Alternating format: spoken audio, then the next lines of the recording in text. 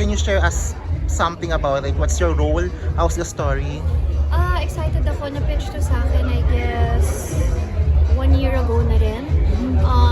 And really excited that Enrique's on board because the last time na nagkatrabaho kami ni Ken was Mirabella. I was 16, 17 years old, 2014. I'm excited for this reunion series and really looking forward to working with Ken again.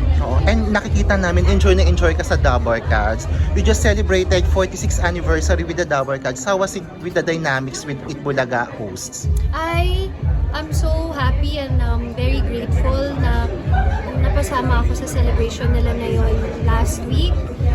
They really are such a strong family. Grabe yung bond nila. So to even be invited sa ginagawa nila araw-araw, lalo na yung nag-celebrate sila ng 46 years.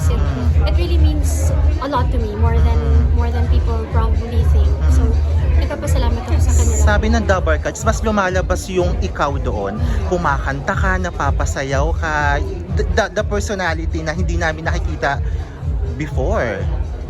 Because, hindi ko alam. Kasi, hindi ko alam. Pag natatanong ako, sila din lang kasi ang nagtatanong sa akin kung pwede bang kumanta ako. So, okay. That's good. Kasi kayo, di nyo naman ako tinatanong na kumanta. So, hindi ako kakanta.